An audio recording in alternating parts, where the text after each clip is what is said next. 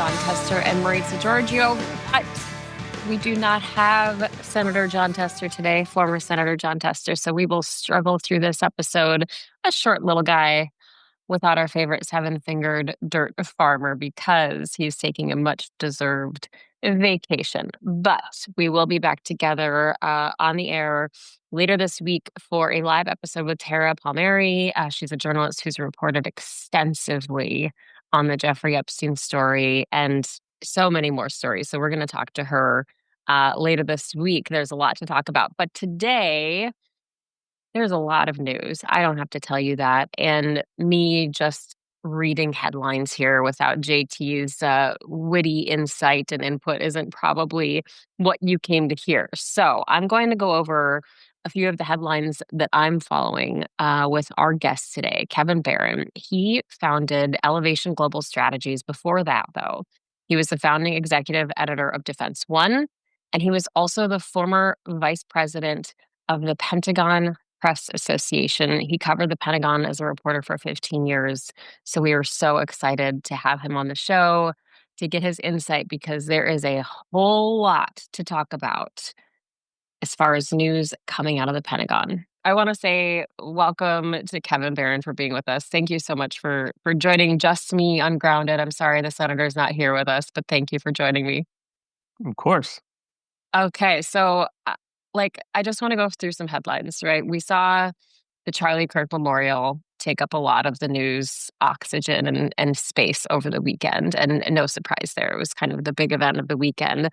But I do have some questions for you about that a little bit later. But I do want to talk to you about what's going on at the Pentagon. So let's get our listeners up to speed a little bit. Basically, tell me if I'm wrong, Kevin, but the Department of Defense released these new rules, these new requirements for journalists who cover the Pentagon. So they require them to sign a pledge that promises they will not report anything that isn't authorized for release, even if it's unclassified. And Secretary Pete Hegseth wrote on X that the press does not run the Pentagon, the people do. The press is no longer allowed to roam the halls of a secure facility, wear a badge, and follow the rules or go home. So I know you have a lot of opinions on this. I've seen some of your interviews already about this. Let's break this all down because you called this the death to American journalism at the Pentagon. Yeah, that's exactly what it would be. Where to start? I mean, the Pentagon. First of all, I covered the Pentagon for about 15 years as a beat reporter, give or take. Where that was my daily workspace, right? So when you're a reporter at the Pentagon, there's an entire office space of desks and there's broadcast booths for TV and radio, digital reporters. And you're right next to where the Pentagon's press officers are, a huge office itself, and then that's right next to the briefing room. So it's a big machine for getting information out to the public. In the Pentagon, every hallway has got like a different museum kind of theme to it with display cases. There's one just for the media, just for war reporting, like this proud American history of war reporting. There's a wall with the current reporters with their mugshots. I used to be on it, who are kind of based there. And they even dedicated the small hallway down to our offices as correspondence corridor, like the former head of the press office did this. All that to say, there is a long history of reporters. And most of these reporters are veteran reporters who have, this isn't an entry-level job usually to get to the Pentagon. And it's one where most people don't leave very often. There's a pretty low turnover of a small group of people who've had the privilege and honor to call themselves Pentagon reporters, and I'm proud to be one of those guys. I also ran a newsroom of reporters who covered the Pentagon. So there's always been rules of how reporters can get in the building and what you're allowed to do when you're in the building. Everybody who gets any kind of pass for the Pentagon, like you would for any military base, we're not employees of the Pentagon, but like there are vendors who work at the restaurants, and there are cleaning crews and construction people in there, and there are reporters. There's lots of non-Defense Department employees, non-government employees at that building. It's like 30,000 people in that building, and so you've always had massive. to sign. Like if you've never seen it, you flying over it, it is massive. This building. Yeah, it's always always been one of the largest office buildings in the world, and so you've always had to sign something when you get your credential. But usually, it's what you're signing to are some basic security kind of protocols for the building and for how to use your pass, and you can't lose it and things like that. Never has there been any kind of restriction on reporting like this. And I said, the only time in my career that I can remember ever having to sign anything related to reporting, I can remember two times. They were both when we were flying overseas to combat zones or very sensitive bases to see certain things where we were agreeing, we were all kind of agreeing to what we're reporting on and not reporting on. Um, and it was never the Pentagon or DoD that made us do it. Like once it was, U.S. Central Command, we were heading into Syria, and it was really like, basically saying if we went under attack and the military had to take over, we agreed to follow their instructions and get out of there. Right? We weren't going to go off and report independently. Yeah, kind of agree with some of those rules. That's another conversation. Well, like So this is safety yeah, stuff yeah, for everybody. yeah. The idea that we would have to sign over control of what we print, never, never, never, never, never, never. And so let's be honest, with what's happening at the Pentagon, this is not out of the blue, this is not new. This is the latest of several different rule changes that started very early in this administration, just in the last 6 months, to restrict the free press at the Pentagon.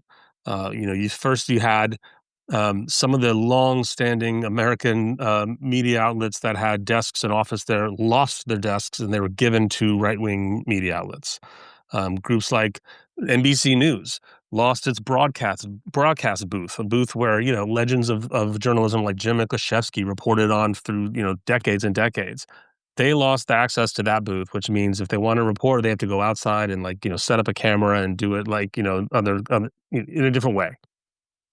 And all of these are meant to restrict the ability for the press to do its job, to hold their feet to the fire, to find information, and to give more space to friendly outlets on the right that have come up. The same thing has happened in other buildings, State Department, and White House. Um, what that means is it just makes it harder to do your job, just a little bit. In the Pentagon, you so much of your reporting is based on interpersonal relationships and literally gumshoe foot traffic reporting. Everything from breaking news to confirming scoops to long-term, in-depth kind of reporting. So, for example, we're sitting at our desk one day and somebody hears across the world there's a bomb has gone off. A war has started. Something has happened. What do we do? You don't have to pick up the phone and call somebody over there to figure out what happened or email. You get up out of your seat and you walk across the hall and you go straight to the offices. There's plenty of people to ask, like, is this, can I confirm this? Is it happening? Okay. And then you run back and you get on air or you get your story filed. That's something that fast. Or even if it's your own scoop, often, government official doesn't want to confirm something on a phone, even if it's not illegal or if they're not authorized, whatever it might be something that's happened in the public, but nobody knows about it yet. They're not going to confirm it on the phone. They don't want to get in trouble. They don't want to do it over email, not even in a signal. But you can walk face to face and have conversations. And you can just have frank conversations, even off the record, to go, "Hey, this is what I'm hearing. Is it true? Am I on the right track? Tell me if I'm wrong." Things like that. Just this is normal reporting. All of that's gone, and to an even greater problematic extent, I was on air yesterday with Nancy Youssef, who's now at Atlantic, longtime Pentagon reporter, and she mentioned I didn't even think about this. If I'm a reporter and I got a piece of information from outside of the Pentagon, outside the building, from a member of Congress, from a staffer, an ambassador, just anybody I found it, and I wanted to report that, but it was about something the Pentagon or Defense Department was doing, per these new rules, I could lose my Pentagon badge because I reported something about the Defense Department without going through them first, even if I didn't hear it from somebody in the Pentagon or even in that or anywhere in the Department of Defense. So that's just a kind of primer for some of the ways that this is so unique and different. It just the term the term state media comes to mind for me. Of Like course. to have to require oversight when literally the First Amendment grants journalists, the protections for freedom of the press. And I'm sure you're getting this a lot. I mean, everywhere I go, people ask me, what is happening? What is happening with the First Amendment? What is happening with the state of journalism? We can fold in the Jimmy Kimmel stuff that happened last Yeah. week and where that's going. I'm not really sure. I haven't been up to speed on that, the gossip about that today. But like what do you see coming down? What's coming next for journalism? Like what do you So say to people who asked you that question? uh, I'll say I wrote a piece, right very shortly after the Russian invasion of Ukraine a couple years ago, saying looking at how the Russians were describing the invasion and just, the full propaganda machine saying, We haven't invaded. What are you talking about?" At the same time that happened, there was a CPAC conference going on, the conservatives down in Orlando, where the story then was how a lot of the newer right-wing media was upset with Fox News and the more traditional or older call them legacy right-wing media for not being right-wing enough, not being on board with MAGAism, not being on board with the Trump whole hog. And I think, and what I wrote then is that what the right wing wants is a complete control of media the exact same way that Putin has control in Russia. And I don't think that's hyperbole to say so. You can look at the parallels and see. Um, they want, this is a perfect example. You have now a defense secretary coming out with a defense department directive requiring all information to go through their office. What is that if not pure totalitarianism of information? That's just, we hope as a journalist, I hope some judge says this is unconstitutional. I don't know. But I'm hoping, by noon today, there are a whole lot of lawsuits filed from news organizations and Society of Professional Journalists and whatever, Yeah. all of our watchdog groups challenge this in the courts. But even then, who knows what if when anything goes to the Supreme Court these days, seems to go Trump's favor for a strong executive and a strong presidency. So um, it's very, very troubling. Of course it's troubling because had they come out on day one, on January 21st, and saying, "All right, no more reporters at the Pentagon can say anything without going through us first," we would have lost our minds. They're very good at dripping little bits of Hmm. this and seeing what they can get away with, and the more they can get away with, the farther they push it, right? So they start when it started out with, "Oh, we're just gonna, like, take away NBC News's booth at the Pentagon." Like, what are you talking about? There's only, like, 5 booths. It's NBC, ABC, CBS, CNN, Fox, and then there's one for yeah, like, what are you talking about? You're gonna give it to Right. who yeah, and to pretend that well, we can just put Fox aside, but to pretend that Newsmax and OANN and any of these other organizations are actual journalism, when I've been calling them out for years, when they're not. They're performative media. They're entertainment. They look like journalism. They have broadcast sets. They call themselves reporters, but they're not. They don't adhere to the ethics of journalism, the standards. They don't practice journalism. They practice partisan media. Hmm. That's fine. Just call it what it is. And I think it'll be telling today if any of those groups object to this directive. If Newsmax has any problem whatsoever with this directive, or if they just sign on the dotted line, I'm curious to see.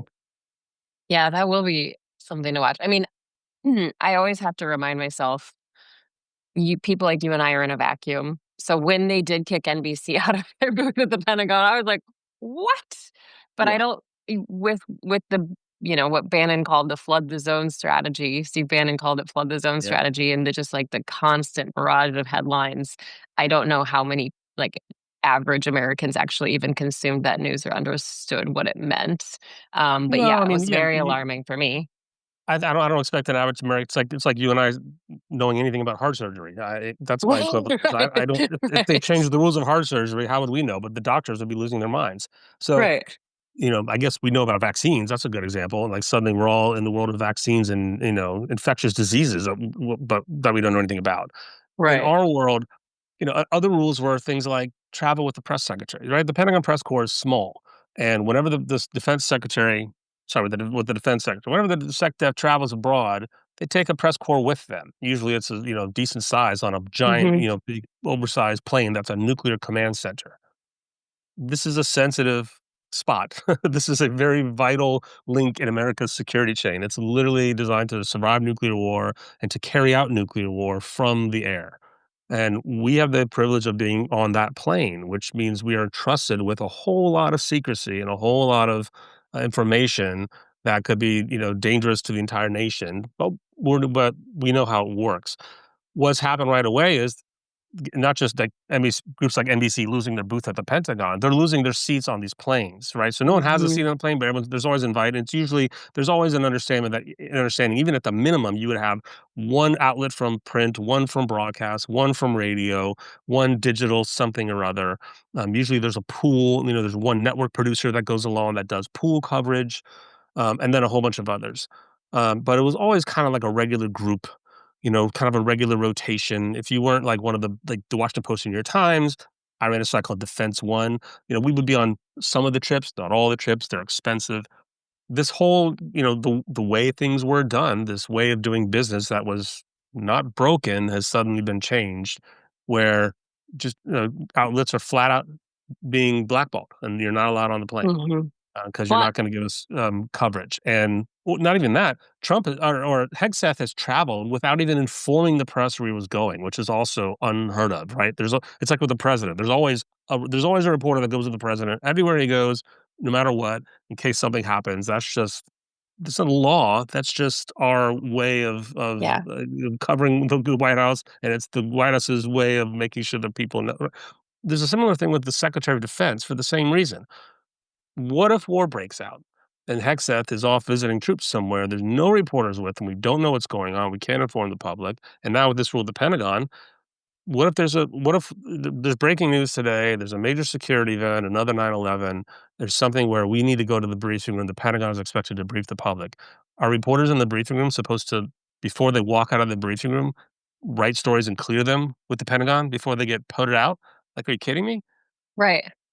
Right. And who I have so many questions about, like, just the logistics of it. Like, who is going to be the person? Does it have to be Pete Hegseth? Is there a Yeah. team of people, like an editorial board? But like Sean I Parnell, one of the press secretaries, yeah. it, like I think about all of the stories that would have been missed or not reported Yep. on had this policy been in place for the last however many decades. I mean, think of all the stories that were broken. I like The Pentagon so Papers, think of right.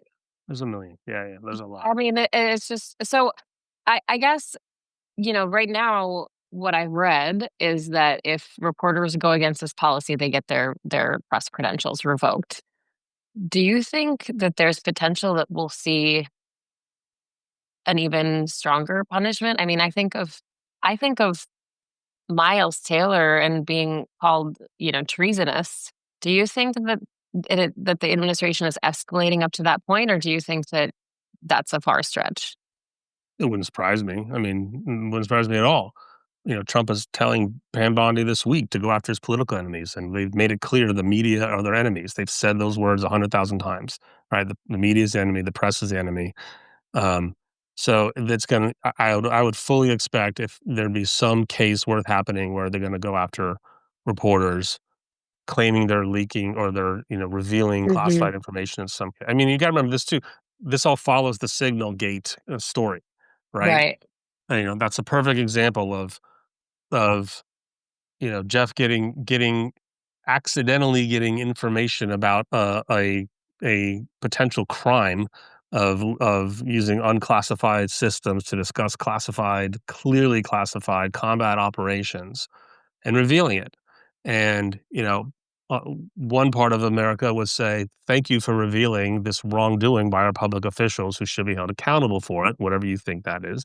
And there's another part of the public that says, there they go again. How dare these journalists try to make our guys look bad? They just hate America. Why would you reveal something like that? Right. And so this is a battle that's happening in real time. Of course, I would expect it. I mean, look, the directive came out Friday night, super late, and made it.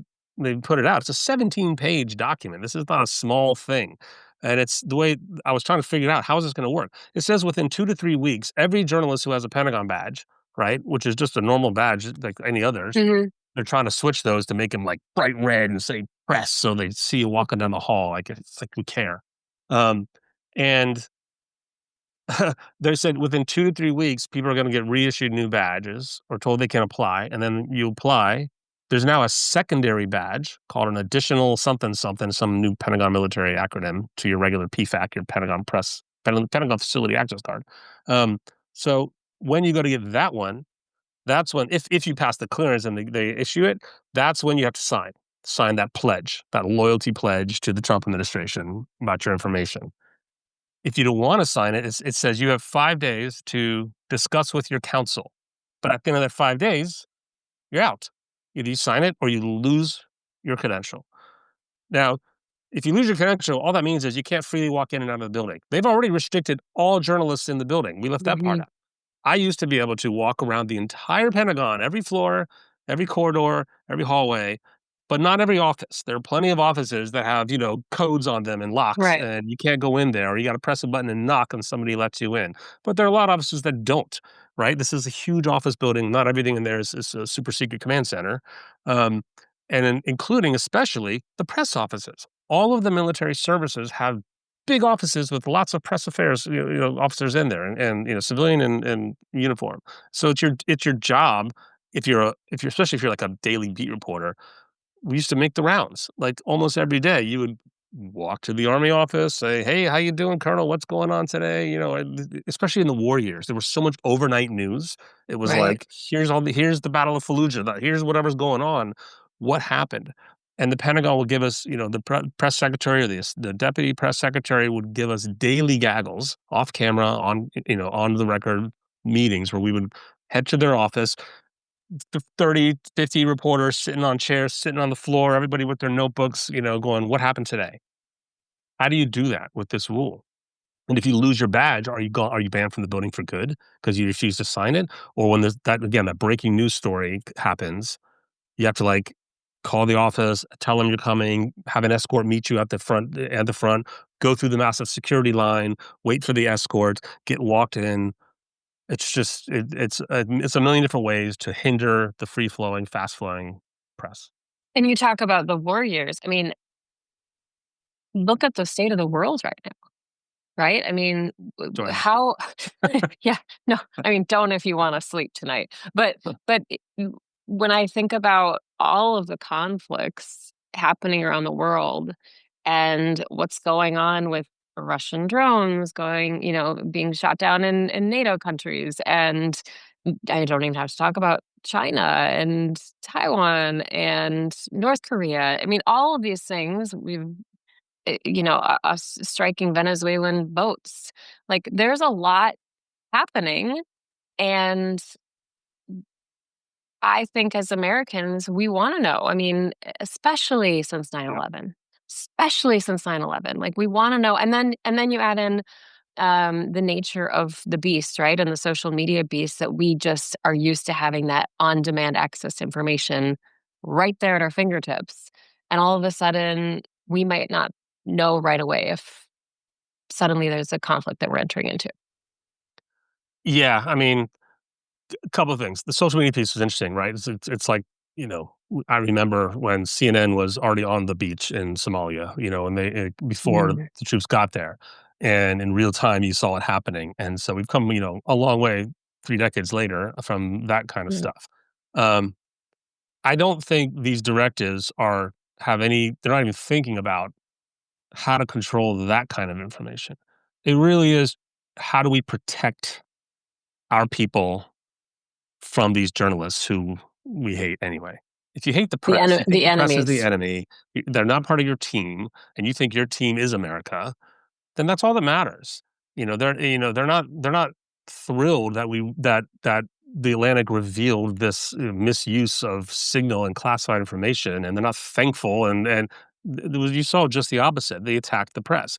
Hegseth, the response of the administration from Hegseth, from Walls, who was a national security advisor, even Walls was supposed to be the level-headed good guy who was gonna be sec def, but then he took this job.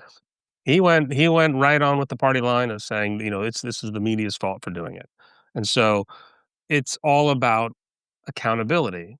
And like you said, we're in a very historic transition right now, for the US military, because of how the Trump administration is reorienting their focus and their threat, analysis.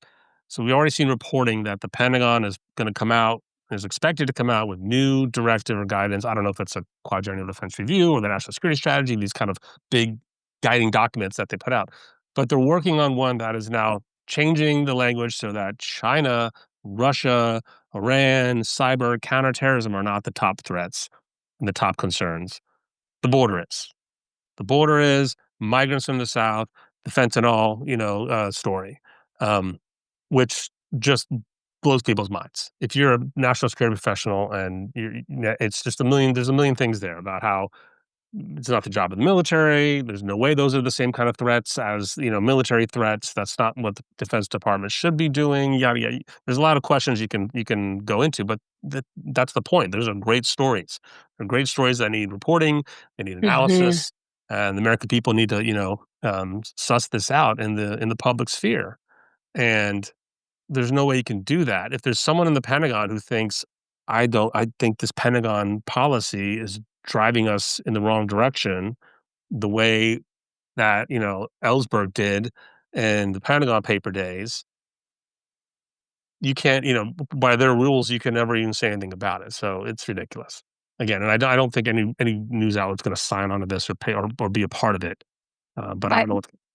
This is a question I should probably know the answer to, but like, was that part of Project 2025? The kind of redefining our biggest threats?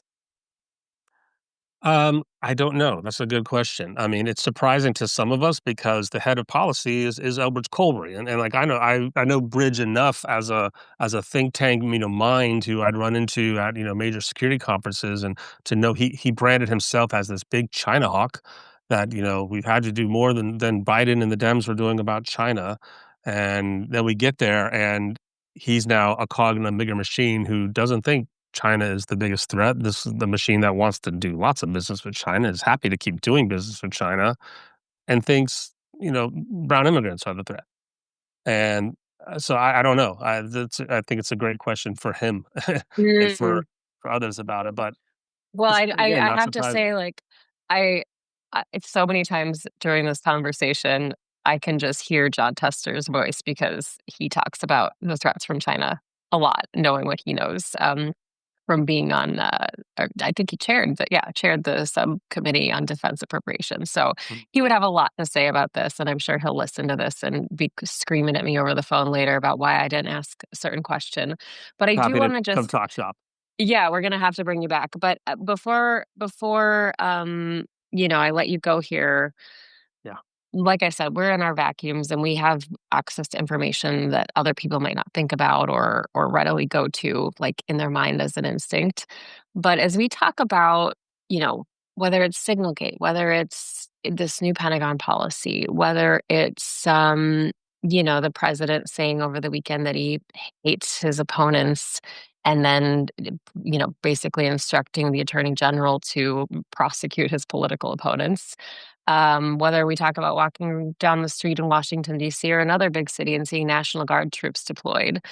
Like, what else are you seeing that the rest of us should be talking about or paying attention to that you don't think has entered kind of this public conversation yet? Well, one thing that's, I mean, in the NatSec bill world, that we're all kind of waiting to. One thing that's interesting to me is how we're not hearing from a whole lot of generals and admirals and retired, Mhm. major notable figures in the military community.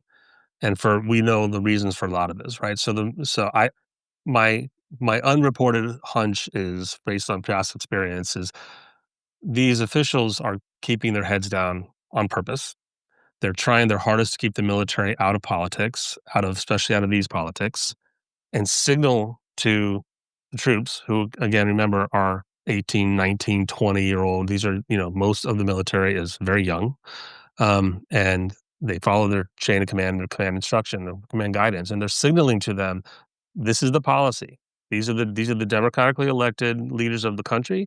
They get to set the policy, confirmed by the Senate, and it's your job to carry it out, whether you like it or not. Now, unless you think it's illegal, then you can go down that route. But until then, you carry out that policy.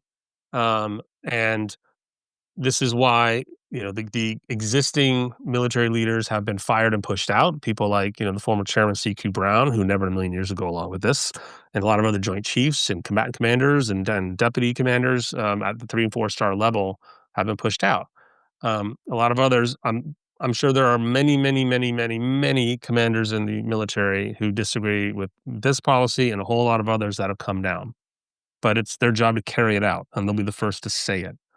So there's always this tension, and the academics, go through it, but between the military civilian tension of how, Hmm. should the military and military leaders and generals, shut up and play? Should they keep their head down, even if they're retired, and say nothing? Because a lot of retired generals will say, even though I've been retired for 10 years, but people still call me general. When Petraeus walks in a room, they call him General Petraeus. They don't call him CIA Director Petraeus. When John Allen walks in a room, when Mattis walks in a room, this is what you call him. He's like, call me Jim. It feels weird calling him Jim, but Yeah. we do. So um, that's a story. What do they really think? I get asked this a lot on air. They'll say, what do the military really think? I don't know. I'm not on the beat and I'm not talking to them. Right. I know some who hate it, but I know others who probably don't. That's one thing. The other thing is how long do you go along with it? So I think recruiting and the future of the military is also at stake. And there's been a couple, there was an op ed from a former National Guard commander recently saying how what you mentioned, deploying the National Guard into the city streets, that's not what these National Guardsmen signed up for. And guess what? You're in the military, so you don't get to choose exactly where you're deployed Right. often. But this isn't like, gee, I was hoping to go to Hawaii and not Alaska. This is a whole different mission. It's a whole different purpose. And so we often say in the military, you can't recruit a colonel. You recruit young, and you have to go through this vertically, unless you're like unless you play the tuba or you're a doctor. There's Hmm. very few exemptions for that. And so this era that we're in will signal and will help define who wants to join the military now, and that block of people is our military for the next 20 years. You understand? Oh, yes. So this an equivalent to this was after 9/11 and after the Iraq invasion. I was at the Boston Globe. We started reporting on the rapid decline in minorities signing up to join the military.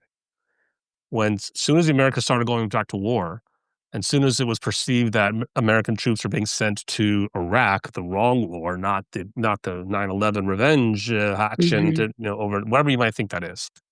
Black recruiting plummeted. Hispanic recruiting plummeted for lots of reasons, right? Little minorities joined the military for the leg up, for the GI Bill, for job, security, for all kinds of reasons. Where young white males, especially from families who are in the military, if you live near Fort Bragg or somewhere like that, they join for patriotism, for service. Hmm. It's more of a, it's a privileged move for your career. It's not a necessity for your socioeconomic improvement. That matters. It matters when we look to the 4 stars and go, how come there aren't a lot of black 4 stars? How come there aren't enough minorities, or there aren't more? Why does the leadership not represent the rest of the country when the military, especially, is so careful about trying to make sure and recruiting a military that looks like the country? Because this is an all volunteer force. You want this. Hmm. You don't want a military that's only from one bucket. You want it to be a little bit of everybody and voluntarily, ideally. That's all on in question now, I think. Wow, that's a really good point that I hadn't thought about in this conversation anyway. I just want to thank you so much, Kevin, for coming on and joining us. Please, please come back when John Tester is with us. I don't mean to sound like he's dead. He's not dead. When he's with us here on the show, when John Tester is with us here on the show, because I know he will have a lot of questions for you. Happy to. Thanks for having All me. right. Thanks so much, Kevin. Okay. So I mean that like Senator Tester will have a lot of questions that he will hound me and say, why didn't you ask this? And he will be right. But that's okay. That's why we need him here with us. We want to thank you so much again, Kevin Barrett, for joining us to discuss kind of what all of this means as we dissect the news coming out of the Pentagon. Of course, we'll be tracking any new developments there. We want to thank you, our listeners. You can find us, of course, on Substack, Blue Sky, Instagram, YouTube. You can shoot us an email anytime at groundedpcast@gmail.com. This only works because of the support of people like you listening and watching this program. We just can't tell you how much we appreciate it. Again, thanks to our guest, Kevin Barron, our friends at Pearl Jam for letting us use their music, and to all of you, we'll chat again soon.